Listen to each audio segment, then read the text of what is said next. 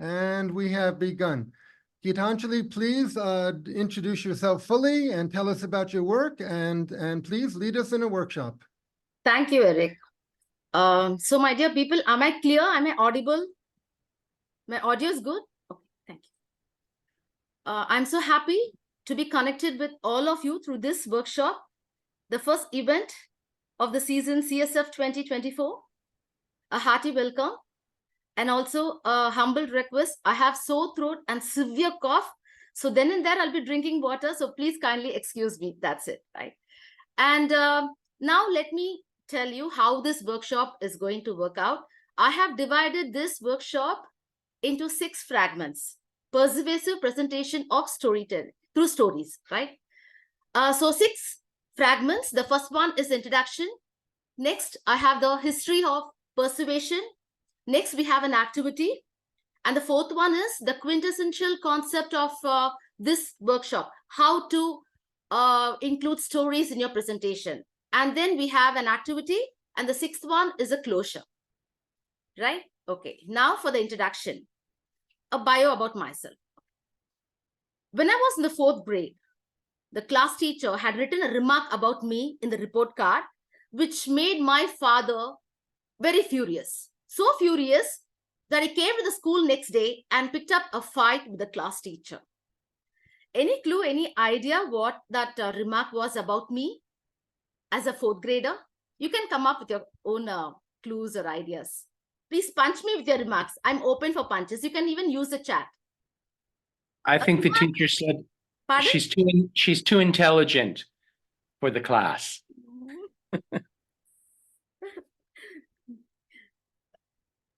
Probably said you're too talkative. Exactly, you nailed it. The teacher had written, the child is the most talkative in the class. Superlative degree, most talkative. And my father, he never knew about this side of me. For at home, we were raised in such a way that we have to be submissive, especially girls. Submissive, talk softly, laugh softly, only giggles, only smiles, that's it. No laughing out loud, nothing of that sort. But I was myself, my authentic me at school. I opened up. You know, I enjoyed being at school. Now, let's connect the dot. Many years, fast forward. When I was in the early 40s, I fell into depression, the sinkhole, most of us. And when my friends came to know that I fell into the sinkhole, they just kicked my butt and sent me to many workshops. And one such workshop was Louise Hay's workshop, where I was asked to write down my things that made my heart sing, my passion, what was I passionate about, my hobbies. The first one which I wrote was acting, singing, and the next one was public speaking. And in the early 40s, when I had to choose a career, I chose storytelling. And in fact, Eric Miller was my first mentor. I think now we can connect the dots. So from my young, I was a chatterbox. I was a good listener. I could weave stories from my imagination. And I think I chose storytelling and it was perfect. And after becoming a professional storyteller, I did my diploma on EFL. I taught, children English. And then through stories, I taught them English, enhanced their English speaking skills, which I had a great feedback. The result was amazing. And then I do a little bit of Kamishibai theater. And sometimes I draw my own picture also. So that's a little bio of myself, my dear friends. And this persuasive presentation is my first workshop. It's my 2 years of research, my dear friends. So that's the introduction. And next, we'll go to the history of persuasion. So before going to the history of persuasion, what is persuasion? As we all know, persuasion is our ability to convince someone of an idea, our ideology, a formula, selling a product, to make the person change his or her mentality. That's persuasion, right? Okay. Now let's come to the history of persuasion. Friends, when I started 2 years back, honestly speaking, I thought all this, persuasive communication all started only, say, 50 or 100 years back. That's what I thought. But when I started the research, It was many thousands of years ago. Can you believe it? 2,500 years back in the land of India, there was this man, the enlightened one, Gautama Buddha. He used persuasive communication. He used stories to make people understand. Common people, 2,000 years, 2,500, just imagine the kind of people. He had to explain the complex idea of death, life, karma. How will the people understand? He used stories. Not only in Buddhism, every religion, Judaism, Islam, Christianism, Hinduism, every religion used this persuasive communication. They used stories in the sermons, in the discourses, right? Now let me start how Buddha used stories in his sermons. And those tales were called as Jataka tales, where human interacted with birds, birds interacted with animals. And in the end, you have a moral. All the holistic values were taught using stories. So to start with, first story. So once Buddha was sitting under a tree and he was talking with the men, women, children, all of them. Then a woman, a young woman, walked in, carrying of a young boy. Her clothes were shattered, her hair was let loose, tears flowing. She laid the body on the ground and looked up to Buddha and said, "Oh Lord, they call you God, you can do anything. Make this lifeless body come alive. He is the only one in my family. All the others have died. I have no one, my Lord. Please, bring him back alive."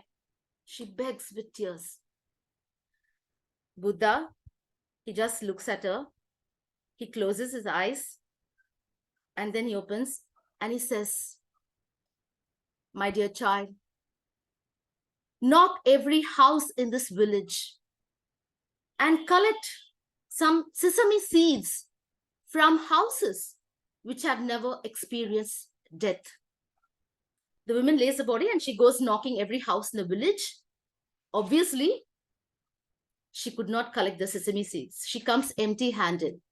She says, "Oh mighty one, I couldn't." Buddha says, "See, everyone has experienced death. Grief, everyone should go through it. This is life. We have to go through it. Time will heal." That's it. The woman changes the mentality, becomes a disciple of Buddha, and stays one till her death. The complex idea of death simplified through a story. The women changed her mentality. The persuasion worked. Now, let's travel from India to Greece. And if we talk about Greece, oh boy, all the Greek philosophers. And one such man is Aristotle. This man, he was not only preaching this persuasive communication, but also teaching his disciples, his students, for he had a formula. He had a formula to teach persuasive communication. And that is ethos, pathos, and logos. Rings a bell. Somewhere you would have heard these terms, right? Okay. Ethos. What is ethos? Ethos is a kind of trust the people have in the speaker regarding the subject, the kind of trust. How authentic, how honest he is. That's ethos. Pathos. Pathos is nothing but emotions. And when you say emotions, it's not only about the heart-wrenching stories. No, it can be humor, it can be fear, it can be anxiety, any kind of emotion. That's pathos. Logos. Logos is where you present your data, your statistics, your numbers, and the flow. The first line of this workshop should be relatable to the last line of this workshop. The logic, it should flow. That's logos. Ethos, pathos, and logos all put together makes a good storytelling. Other than the required parameters of the parameters of a storyteller when he's on the stage, the body language, the eyesight, the voice modulation, etc. All that. As storytellers, we all know that makes my job easy, right? I'll tell you an example. I work for an NGO called URI, the United Religious Initiative. Sometimes I go as a speaker, sometimes I sit in the audience. Once I was in the audience and the workshop was a disaster management workshop, 2 days workshop. The first day, all the presenters, the young fellows, young people, all the 30s, they came and they presented everything, disaster management program. All they could present was data, statistics, PPT, slideshow. And our reaction was like, we were just sitting like this and a mobile. This is what our reaction was. And sometimes we just close our eyes, doze off. I thought to myself, oh my God, why on earth did I come to this workshop? But the next day, last but one workshop, an elderly man, maybe in his 75 or 80 age group, he walked. He was a retired police official belonging to the highest designation from the neighboring state called Kerala. He walked in. He wasn't even able to walk properly. A chair was put up, a mic was set up, and he started to speak. His name was Alexander. Disaster management was a topic. Dear people, from where he started. From the word go, he started telling stories from the scripture, from the civilizations. Scripture meaning the Gita, the Bible, the Quran, the civilizations, the Indus Valley, the Mayans, the Sumerian. And he was speaking about the, disasters, the volcanoes, and how, all through stories, and how man evolved, learning from disasters, how he gained knowledge, and how he developed himself, how he started to, build canals, how he started to build dams, how he became how he became a master. He was, to a certain extent, I would say, he was able to control the disasters, certain level. The 1 hour session was like a roller coaster, up, down, up, down, up, down. And we were like, our reaction was like, we were just like this, just look at me. This was our reaction. At the end of his speech, we all got up. My mobile just fell down on the floor. And a big round of applause for him. And I still remember his stories. Did I remember his statistics the people presented the previous day? I'm sorry, no. But the stories, yes. I remember the person's name. I remember the stories. This is what stories do in a presentation. We are glued. We need not even change our mentality. We are just glued to the speaker. We are glued to the screen because of the presentation. Not like, boring and dozing off, not like that. If you use stories, it's like magic. Roller coaster, emotions, up and down, up and down. You are connected to the speaker. He makes a connection. He becomes one among ourselves when he shares a story, something like that. He becomes, who he shares stories with? We share with our close relatives, friends, not some, unknown people. But when you share, they become closer. They come to the inner circle. That's what stories do. Ethos, pathos, logos was the formula Aristotle found out. That's the entry level. To the contemporary times, you have so many methods and so many techniques and all that. But I like this method 2000 years back, and still it works. Persuasion. formula. That's what stories do magic, right?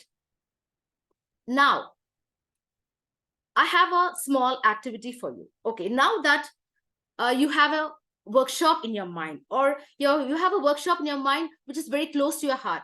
As I said, what makes your heart sing? You have come up with a workshop. I'll tell you an example. When Larry Page and Sergey Brin, anyone rings a bell? Larry Page and Sergey Brin? Yahoo founders. Google.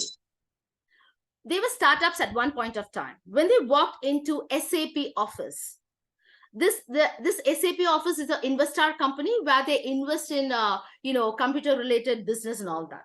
When Larry Page and Sergey Brin walked into this office, they were startups. The concerned person there, he asked, okay, they don't know who Larry Page is, they don't know what the product is. They asked, okay, what is your workshop about and what is your product? Just one line. Google provides access to world's information in one click. That was their elevator pitch, as we call in business storytelling or presentations. You may call them as a phrase that pays. I would call them as magical lines. The gist, the tagline. I have another one. Let's see if you can guess. Don't fly cattle class. Virginia Airlines is here. Who was that? Don't fly cattle class. Virginia Airlines is here. Who said that? Richard Branson, Sir Richard Branson, Virginia Airlines. So everyone, at one point of time, we are startups. So we come up with this elevator pitch. Now, what is this elevator pitch? It is a time, for example, if you're in an elevator and you are stuck up with a concerned person whom you have to convince, you're traveling with him from the 5th floor to the 10th floor. And within that seconds, within that time, you have to convince that person. That is called elevator pitch. Just like that, 10 to 15 words, 10 to 15 seconds. You have to convince your workshop to that person. He's so happy that he says, okay, I am arranging a workshop for you. How many of us watched this film called Mission Impossible, the latest one, Tom Cruise? And what was a particular scene in the trailer? Can any of you tell me? That one famous scene. One famous scene of Tom Cruise in the film. Guys, I want you to answer, my dear people. Mission Impossible, Tom Cruise, latest film, that one particular scene. Okay. He rides a bike from a mountain slope, right, on the cliff. And from there, he jumps down. He rides a bike on a mountain cliff. And from there, he jumps down. His motorbike is on another side. And he jumps down with a parachute. He did this stunt by himself. That one scene made us crave more to watch out for this movie, Mission Impossible. That one scene. Why? Because the brain is craving for more. Likewise, that magical phrase, that tagline, that elevator pitch, it will make the concerned person crave for more. Your tagline should be in a way that the person, oh, give me more, give me more. You should ask like that. And he's going to get ready with your workshop. Okay. Now here comes the activity part. I'm going to introduce the product. The product is an air purifier. Air purifier. You know the kind of atmosphere we live in these days. Filled with impurities, you can name it, blah, blah, blah. This air purifier, you can use it for commercial purpose and at home. You have invented that product. You have to come up with a tagline. I'm the investor. I'm going to a tagline or the magical line, the elevator pitch for this product. And seeing your elevator pitch, I'm going to arrange a workshop. I'm going to call the stakeholders, the investors. for a meeting with you, for the workshop with you. So this is your activity, my dear friends. So please take a paper and a pen, and yeah, the tagline, the elevator pitch, the phrase that pays, or the magical lines, as I would call. Please come up with a tagline for the product called Air Purifier. Your time starts now.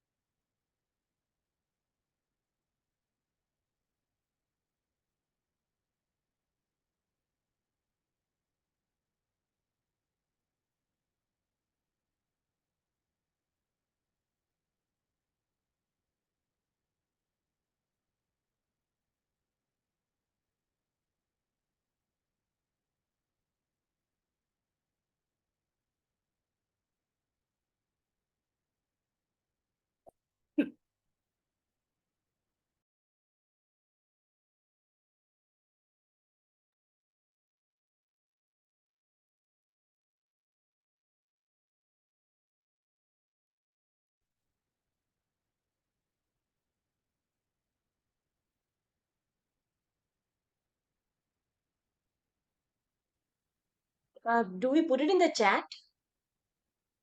Padma, you want to put on the chat? Okay. No. Where do I keep the tagline? I mean, I just keep it to myself? No, I'll just be asking now, no? Oh, okay, great.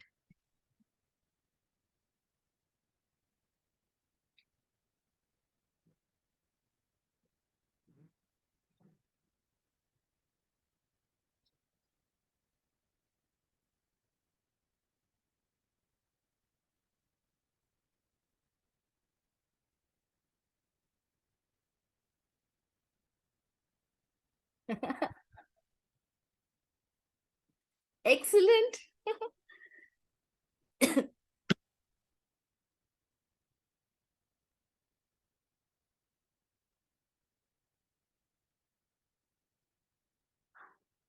can breathe easy. The CSF air purifier. Wow, it's interesting.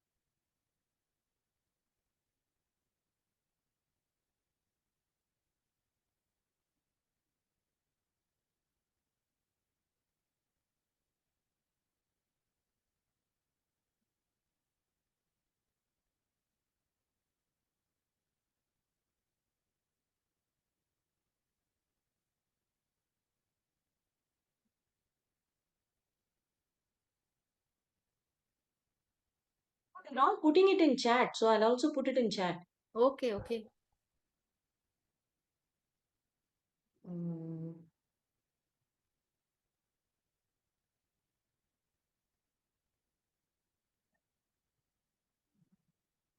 You take out the mess so you can take in the best. Wow.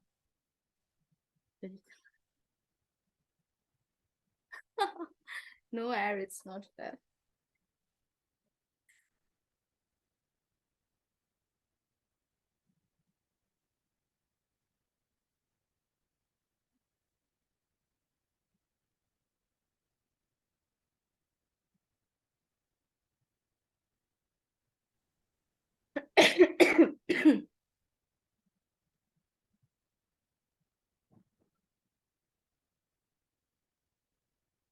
Geethanjali, can I add something? Can I say something? Yes, yes, please, Eric. Yes, I realized long ago when it comes to story and advertising and marketing that when we talk about a product, we're also presenting a fantasy of a lifestyle in a holistic way. That see, the tagline that I said was "Welcome to a wonderful world of pure air." You know, Okay. in a wonderful world, you'll have true love, you'll have a wonderful social life, you'll be comfortably, you know, wealthy.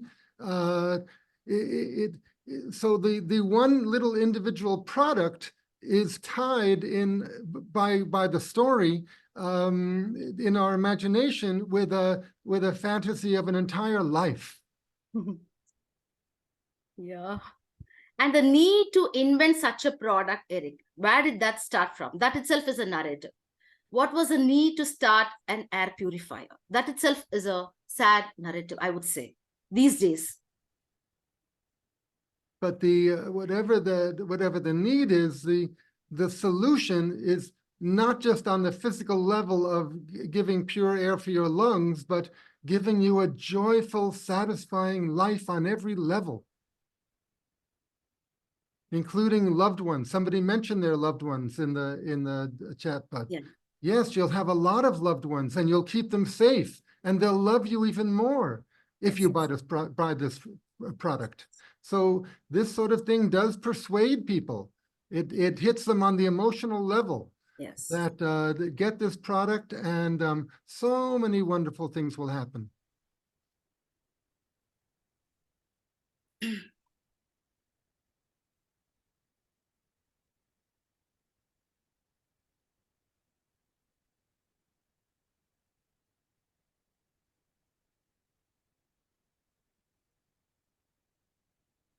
So finished, everyone? Yeah. Any volunteers would you like to just say it orally? It will be nice. I'll read out mine. Yeah, I've yes. written two. I've written two. One is transform your living space into a sanctuary of revitalizing freshness. That's one. Okay. Another one is bring wellness with every breath you take. Oh, okay. Fine. Thank you, Patty. Anybody else? Volunteers? I would like to hear. Yes, so I have one in English and one in Hindi. Oh, yes. So ma'am. air purifier necessity is the mother of this invention. Okay. That is the first one. The second one is ye saas bilkul achhi hogi. Oh. Saas also means mother-in-law in Hindi. Law. Yeah. That's a good one. That's a good one. Okay. Okay. Anybody else? Volunteers? Yes, I have documented very short ones. Yes. Make world a better place. Yes. Simple ones. Yeah. Clean air, clean mind. That's the second one. Then the third one is life's one, live better. And the fourth one is I feel that I'm alive. Oh, yeah. Thank you. Thank you, Aarti. Okay. I think Eric, can we close this activity? Yeah. Yeah, as you like. Yeah. So people, shall we move on to the next category? I just want to mention a few words here. Revitalize, Hmm. you know, bring new life. That's almost resurrection. Oh. And sanctuary, that's almost a religious, almost a spiritual term, right? It's a divine, it relates to the divine. So so we touch upon people's unconsciously, perhaps we touch upon people's feelings and deep thoughts when we use words in relation to a product. Yeah. Okay. Thank you, Eric. And so we move on to the next division, the quintessential concept of this workshop, how to incorporate stories in presentations. For that, Eric, please share the clips, Eric. You have to share the clips. Okay. So people, there are two videos, one after another. Please watch it and we'll come back. We'll connect later. I only have one video. That two people, right? Yeah. It's one video only. I have one. Yeah, it's about 4 minutes. Yeah. Okay, I'm getting it ready here. Okay, so I need to go on to screen share. And yes, I'm clicking share sound. Okay.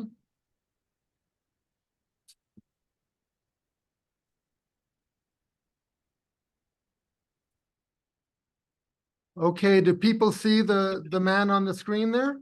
Yes, yes, sir. Okay, I'll just play it for a moment to make sure sound is coming through. Most interesting, most memorable. Most memorable. Sound is okay? Yes, yes. Yeah, yeah, Okay, good. So this will go for 4 minutes. yeah.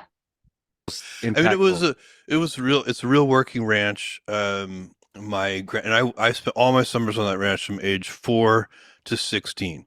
And my grandfather was really taking me those in the summers. In the early summers, he was letting me pretend to help on the ranch because, of course, a 4-year-old is a burden, not a help in real life. He's really just watching me and taking care of me. And he was doing that because my mom was so young. She had me when she was 17. And so he was sort of giving her a break, and my grandmother and my grandfather would take me for these summers. But as I got a little older, I actually was helpful on the ranch, and I loved it. I was out there, like, my grandfather had a huge influence on me, huge factor in my life. I did all the jobs you would do on a ranch. I've fixed windmills and laid fences and pipelines and, done all the things that any rancher would do, vaccinated the animals, everything. But we had my grandfather, after my grandmother died, I was about 12 and I kept coming to the ranch. So it was just him and me, just the two of us. And he was completely addicted to the soap opera, The Days of Our Lives. Mm-hmm. And we would go back to the ranch house every day around 1 p.m. or so to watch Days of Our Lives. Like sands through an hourglass. So are the days of our lives. Just the image of that, the two of you sitting there watching a soap opera. He had these big crazy dogs. It was really a very formative experience for me. But the key thing about it for me, the great gift I got from it was that my grandfather was so resourceful. He did everything himself. He made his own veterinary tools. He would make needles to suture the cattle up with. Like, he would find a little piece of wire. Took me by the hand, and she said, "Come on, Brian, you and I are going to have a talk." And I remember this just like it happened yesterday. I never will forget it. She took me out back, and she said, "Brian, I'm going to tell you something, but you don't tell anybody what I tell you." I said, "Okay, Mom." She said, "Now you make sure you don't do that." I said, "Sure." Then she sat me down and she looked at me and she said, "I want you to know I've been watching you." And she said, "I think you're special." She said, "I think you can do anything you want to do." I will never forget it. And then she said, "I just need you to promise me 3 things, Brian." I said, "Okay, Mom." And she said, "The first thing I want you to promise me is that you'll always love your mom." She said, "That's my baby girl, and you have to promise me now you'll always take care of her." Well, I adored my mom, so I said, "Yes, Mama, I'll do that." Then she said, "The second thing I want you to promise me is that you'll always do the right thing, even when the right thing is the hard thing." And I thought about it, and I said, "Yes, Mama, I'll do that." Then finally she said, "The third thing I want you to promise me is that you'll never drink alcohol." Well, I was 9 years old, so I said, "Yes, Mama, I'll do that."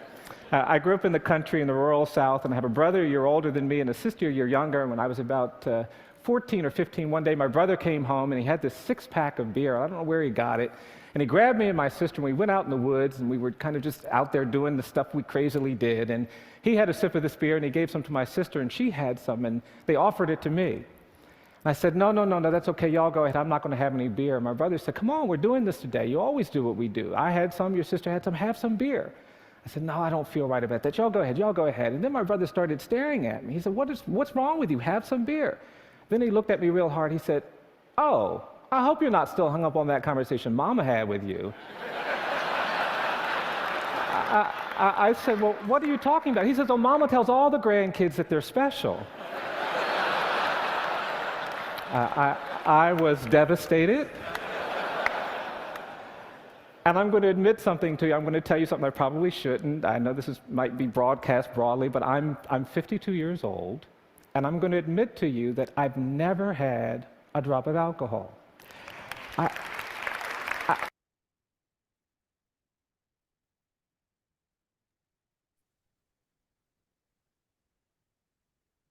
Yes. Am I audible? Can you hear me? Yes. Okay. Yes.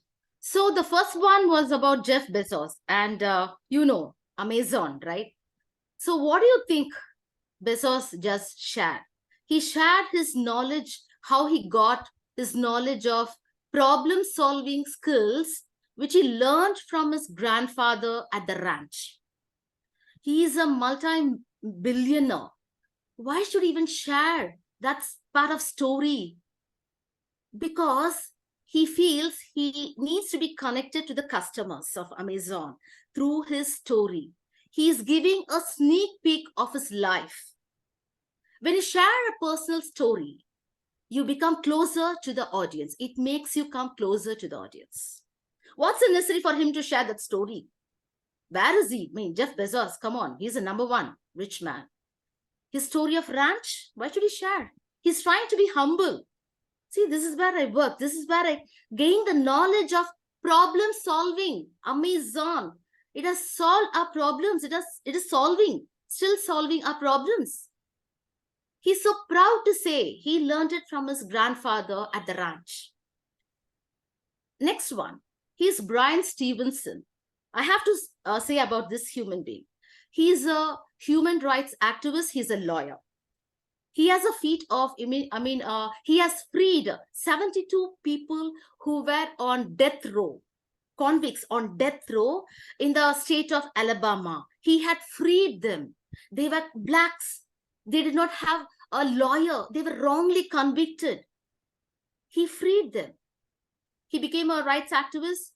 And then every meeting he attends, he just talks. He runs an NGO. He collects money, but he doesn't ask money.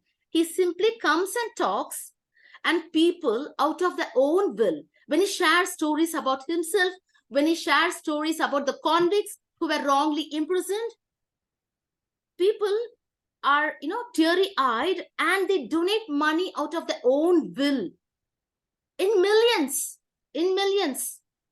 That's Brian Stevenson. He is the person who has received the longest standing ovation in a TED Talk. You can go and check his video. What he tells stories. And how about that story of not touching the alcohol?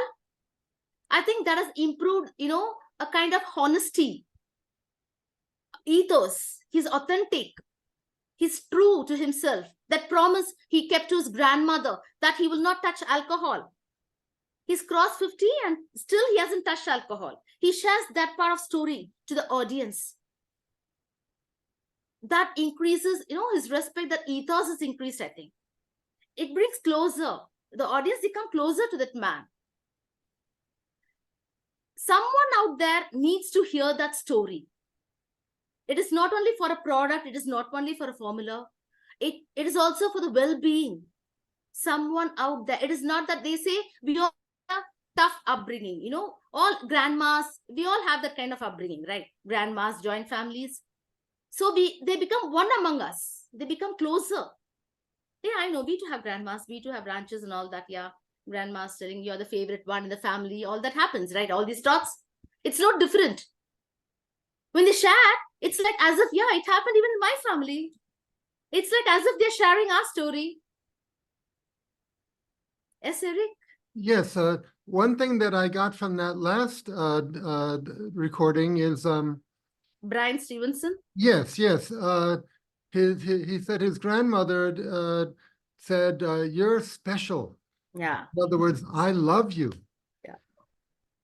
If you follow my advice. If you don't follow my advice about alcohol, it's almost a threat to cut him off. Yeah. So, this workshop is about methods of persuasion, which is also called methods of rhetoric. And one method, for better or for worse, is appealing to people on an emotional level.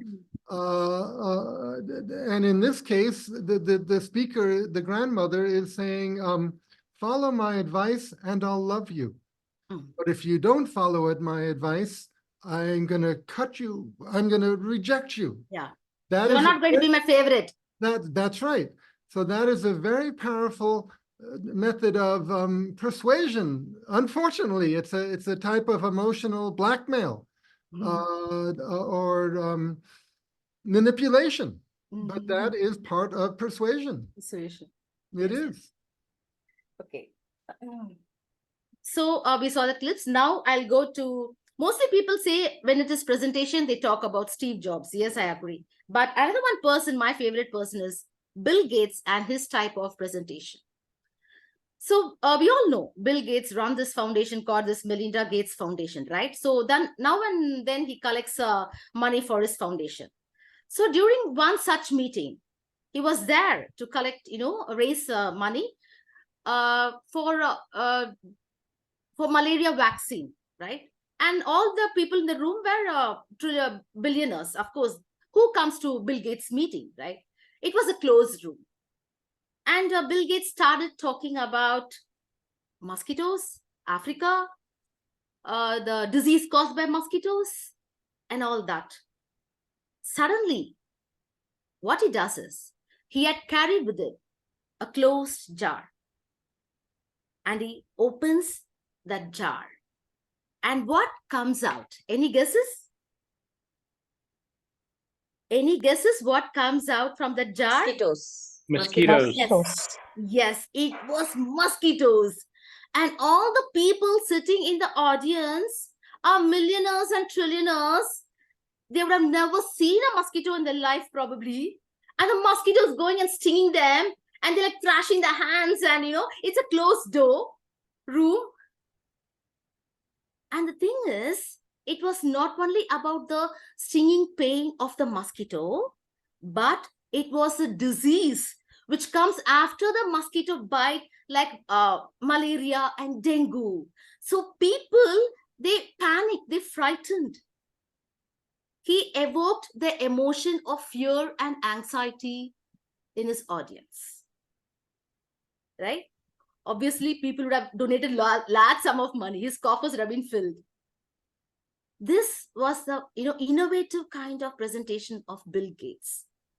I wanted to share this particularly, right? I read in a book. And another one type of presentation.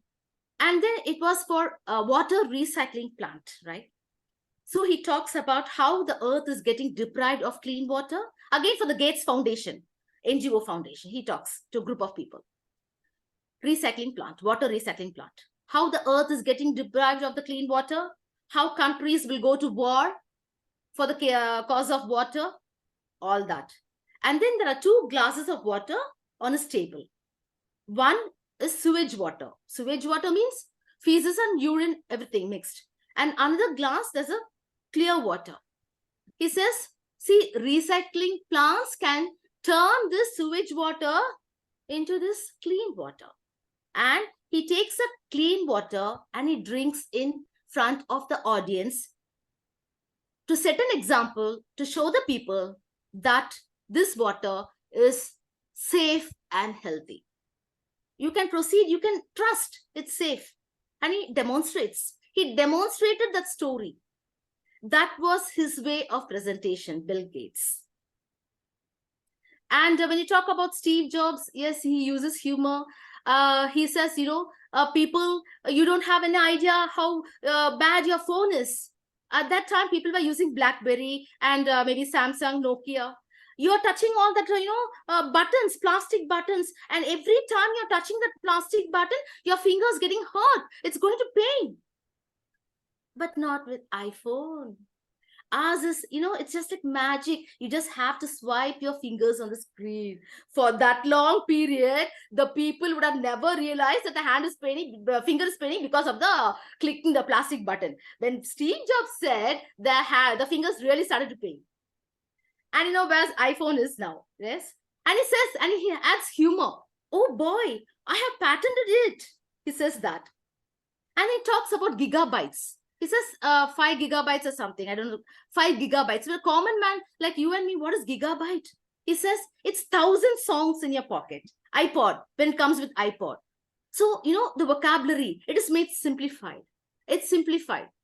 His kind of presentation and his body language. When you talk about Steve Jobs, you can see him wearing the turtle neck, a jean pant, a thin figure, and his, what do you call, his screen with unique designs of his product. That was Steve Jobs' presentation. Now, yes, Eric. Oh, hold your thought. I don't want to make you lose your thought, but that story you told about how he opened a jar of mosquitoes, that could really backlash against a speaker. They could walk out, they could be angry, and if he's implying that the mosquitoes are carrying disease, you could sue a person. You know, that story happened before the pandemic and all, so people maybe were not so sensitive. But in today's day and age, if you went before an audience in a hall and opened a jar that you said had disease inside of it, you could really be sued. I don't think no one can go against Bill Gates. Yeah, of course you can. He's so powerful. You know, I don't know if you could really sue somebody for just setting some mosquitoes out of a jar. I don't, it might be thrown out of court, but if you implied that those mosquitoes had certain diseases, you certainly could. So that's, you have to be careful when you do something like that as a persuader. People, if they get angry at you, that it can have a negative effect. Regarding Steve Jobs, he was very aware of the emotional power of persuasion, and you know, he always said that Apple is not a hardware company, it's not a software company, it's a company that helps people become themselves and be creative. Think different. Think out of the box. Different was a tagline. Think different. Become authentic. So he associated his products not with on a technical level, but on a general and emotional level, that this can help you fulfill yourself. And he was very successful with that marketing technique. And there is something about Apple technology. I don't know what it is, but it does seem to be creative friendly. Yeah, think different. That was a tagline. Yeah. Okay. So thank you, Eric. Let me go with another story, a personal story of mine, which I used in a speech. As I told you before, I work for this NGO called URI, United Religious Initiative. The main job is they bring people of different religions hand in hand, you know, harmony, love, compassion, everything. Different religions. We all come on one stage. So I was invited as a speaker in a school, and the audience were mixed. There were children of the higher grade, like, you know, 10th grade, 11th and 12th, and parents, teachers and all that. The topic given to me was interreligious harmony, love, compassion and all that. And all the religions are equal and all that. I had to speak to the children. And I was like, I started like this. I spoke about how the scriptures tell about love, compassion, how all the scriptures say the same meaning. And then I dwelled into a personal story. I said, so children, you know my name. My name is Geethanjali Javid, right? So I am married to a Muslim man. So after our marriage, it's a long story short. Okay. I married and settled with my in-laws. And when I was in the, 9th month of pregnancy, and I was sitting on a windowsill, sipping coffee, when my mother-in-law, who was a working woman at that time, she returned from the office and she took her cup of coffee and sat opposite to me. And then she looked me from top to bottom, up, down, like this. She looked. And deep inside, my mind was like, oh my God, this mother-in-law of mine, she's always so annoying. Don't walk like this. Don't sit here. Don't do this. I was literally cursing her. She said, you're not looking good. You look all yellow, she said. I was like, what? Yellow? What do you mean by yellow? But my mother-in-law's argument is the final statement in the house. She said, no, you go to the lab and give your blood tested, she said. I have to obey her. I went to the lab, gave my blood, and the next day, the results came. My mother-in-law is superior. She's genius. The results were, I had jaundice of a severe kind. Jaundice of a severe kind. I was due in a couple of days, few weeks. And then we just rushed to the hospital. The hospital was a Christian missionary hospital. And when I got admitted, they have this usual procedure, right? They again take their own test and do everything. And next day, the chief doctor with the team, she came to my bed with a Bible in her hand, and she whispered something into my mother-in-law's ears. And after a short talk with my mother-in-law, she came to the bed near me, and she opened the Bible and she said a short prayer for me. And I was like, what on earth is happening? Am I that serious? Am I going to die? Oh my God, I was thinking like that. And then my husband's relatives started thronging the room. They came with the Holy Quran and they were reciting chapters from the Quran. They said a prayer. And I was like, our time has come. Okay. I was thinking like that. And then for so many months or 2 years, I hadn't met my father's family, my parents. My mother-in-law told my husband, see, I don't know what is going to happen. She's very serious. Better call her parents and tell her she's serious and this is the time they have to come and meet her. Understood? Go. And my husband is a parrot. He went, and that time we had a landline, right? He told uncle, your daughter is very serious. Please come immediately to the hospital. The next one, now my entire family was in the hospital room. And my father is a very staunch Hindu, Saivite. He's a Saivite. He worships Lord Shiva. He came to the hospital and it was a very emotional moment. After 2 years, we are meeting him. He cried. I was his only daughter, his princess, his darling. I cried. It was, if I say in Indian language, the Indians will, it is like straight from the Mani Ratna movie. That scene was like that. My father, hidden in his palm, he had brought with him the holy ash, where we South Indians, we apply it on our forehead. It is a holy ash. It is kept in the Hindu altar, right? After prayers, we apply it. If you go to the temples, they'll give you that holy ash. We have to apply it on the forehead. So he had brought that holy ash with him.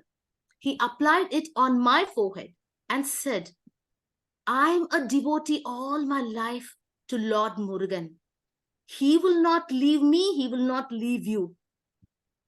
I will cuddle your baby. Be strong, he said. And he walked away.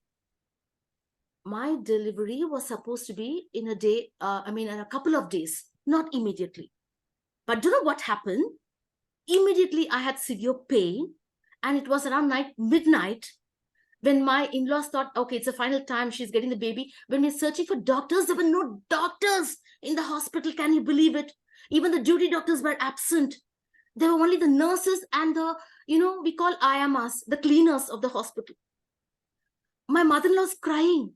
The girl, I was serious. And no doctors. The nurses said, Ma, don't worry. We'll do better service than the doctors. We'll do better. Don't worry. You stay calm.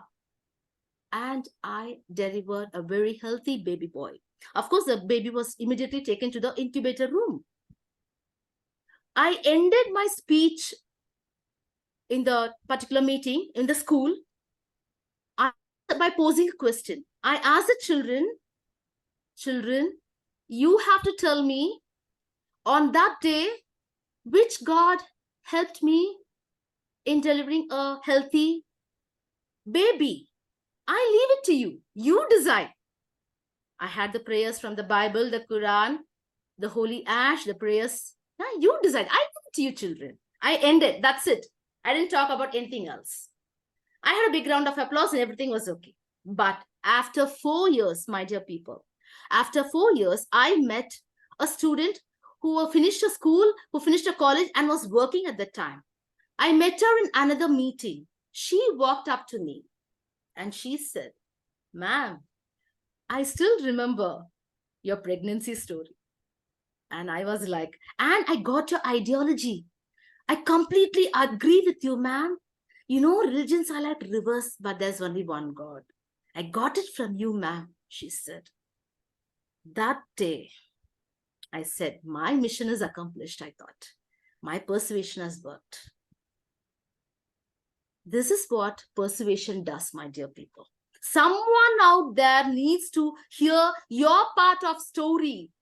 I'm telling, don't look out for artificial. Look into yourself. There are a lot of stories lying inside you.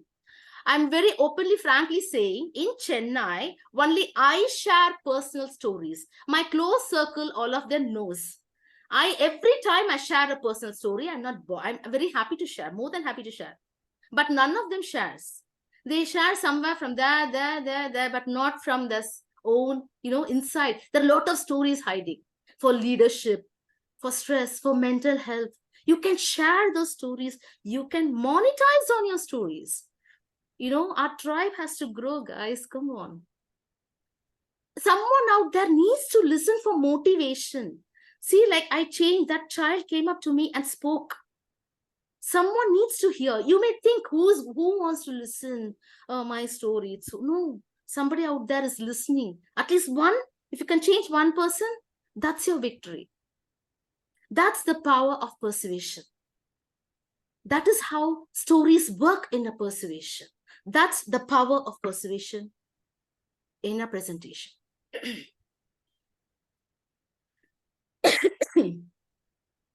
I'm ending for now this particular context, and we are going to the next, that is the activity part. For the activity part, we have this product called the air purifier, right? Now, Eric will put you in breakout rooms. You have to come up with a story. I'm the investor. You have to come and share your story. In a way, you have to move me. You have to tell something about this product, maybe a few lines about this product. But the main thing I'm expecting is a story. Why you invented such a product? What was the reason for you to come up with such a product? Tell me something which you were personally affected, which made you, create such a product, and you have come up with this product. Where the society, there's a problem, but you have solved that problem. There's a problem out there, but you have solved with your product. And what was your problem? How did it happen to you? What was the story behind that? So you have to come up with a story. A few lines about the product also will do good. So it is 10 to 15 minutes of time, mosquitoes. 10 to 15 minutes of time, my dear friends. And Eric, please. Can I suggest you invite people to write first for a few minutes? The question is to think of a situation that really called for an air humidifier, air purifier. Is that correct? What is the assignment? My assignment is putting the people in the breakout room and making them discuss among themselves and to come up with a story related to the air purifier, because it's going to clean our lungs. So how badly people are getting affected by lung disease, respiratory, and all that. They have to come with one story which is going to move me, the stakeholder. I'm the investor. And in a way, I invest my money in the product and, it's a hit. So I wanted to put people in the breakout room because I don't think we're going to have time, Eric. It's 6:37 already. We still have half an hour, but so the story is like before and after, right?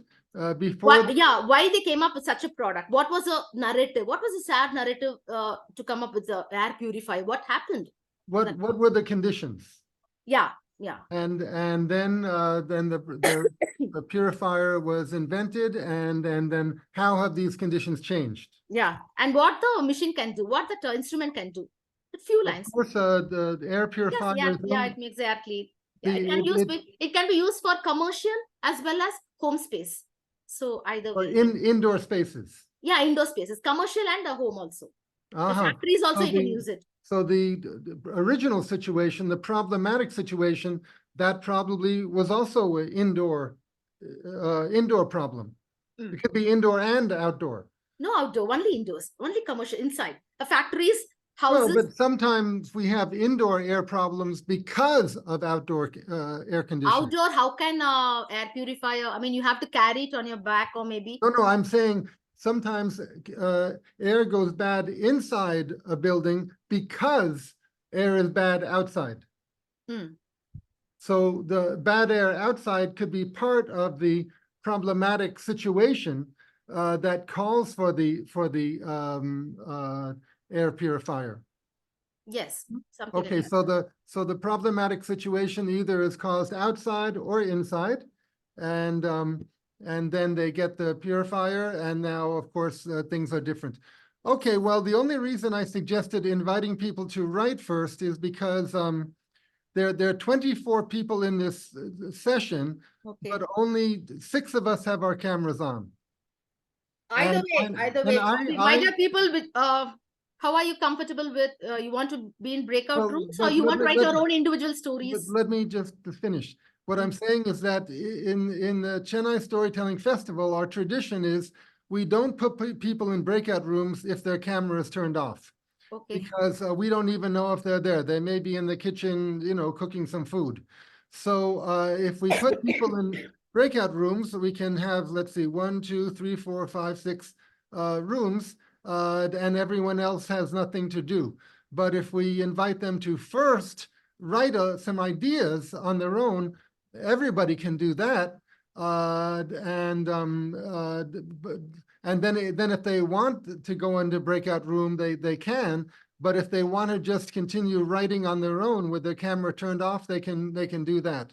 So let's say this. We'll put people in breakout rooms now if you have your camera on. But if you don't have your camera on, please, with your camera off, just write. Okay. Just write about the situation Geethanjali has mentioned of before and after. What were the conditions of the bad air that existed? What caused that bad air, either outdoors or indoors? And then once the machine was introduced, how has that changed people's lives? That's the assignment, right? Yes. Yeah, okay, so if you don't go into a breakout room now because your camera is off, please think about this question, write about it, and you'll have a chance to, you can put it in the chat section, or you can speak later if you like, even with your camera turned off. Okay, so here we go. I'm gonna put people into breakout rooms in groups of 2. Just a moment.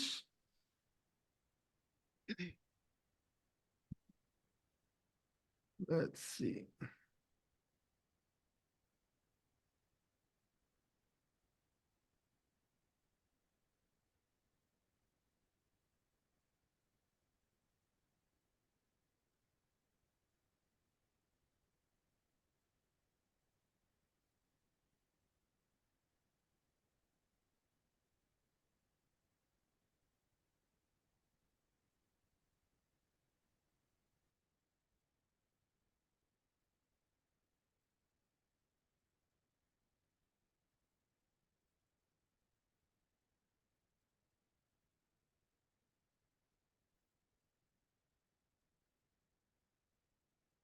Well, we only really have 2 rooms.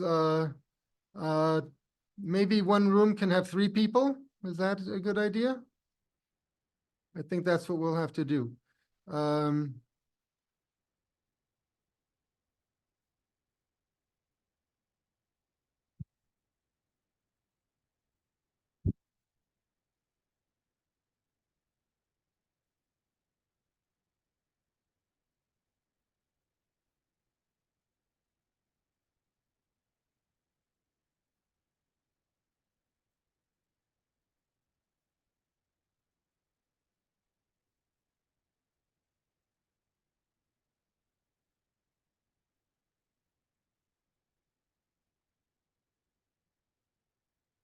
Just one more moment. Sorry about this delay.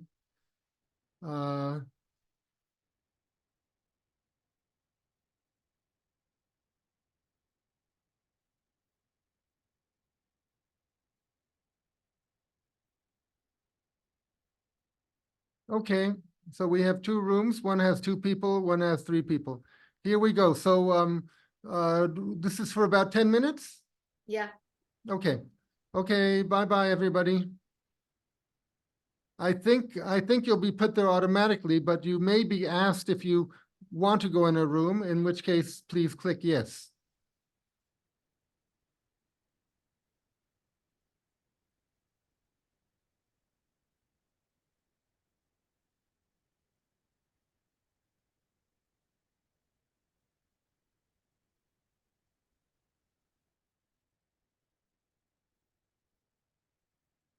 I'll be right back.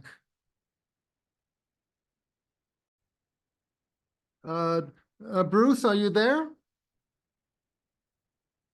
I made this room sort of by mistake and put you in it. Leave room. Okay.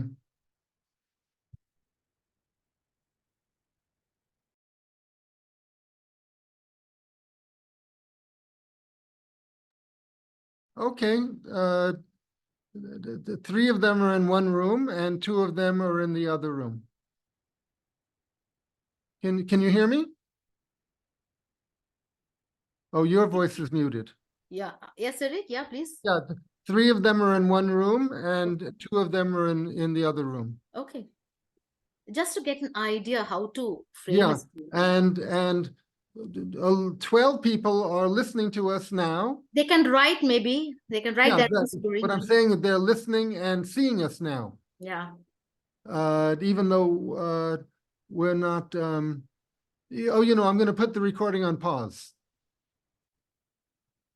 Okay.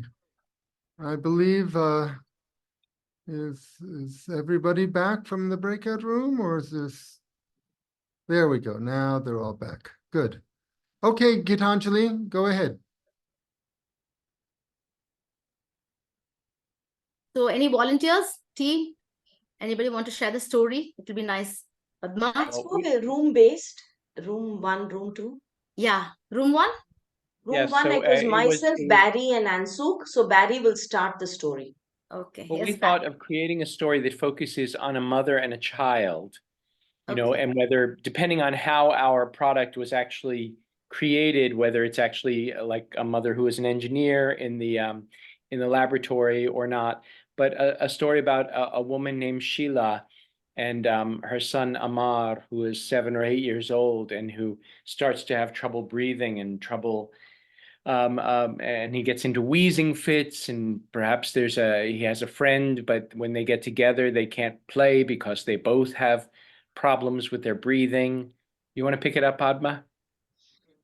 Okay, so it so happens that the school has an adventure trip or a picnic, but the teachers refuse to take Amar along because they say that he gets these visas and the teachers can't be held responsible to take care of the child. So Amar is very disappointed, and that's when Sheila takes it upon herself that she will not put up with this anymore. But she's already been going to doctors and seeing different people to find a cure, and they have loaded her son with tablets and chemicals which are steroids, which she knows is worsening his health, and she is not ready to compromise on the health of her child just because politicians, the factories that are releasing polluted air, the politicians who are turning a blind eye, the authorities who won't listen to her myriad of complaints that she's been spreading around.